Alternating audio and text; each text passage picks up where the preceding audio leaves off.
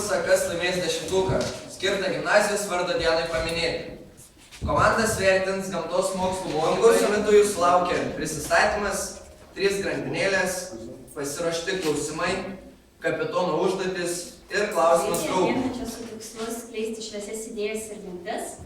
Taigi mūsų šūkis yra švieskis ir švies. Labai dėkingi jums už dalyvavimą. Dėkojam mokytojam, kurie padėjo pasiruošti klasę. Dėkojam renginio vedėjui Augustui. Ir ką, nugalėtojų yra skelbiama antroji D klasė, kurios nariai yra šitokie. Dominikas.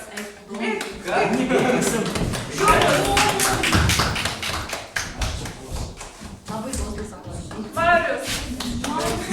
Alanas ir Karolina.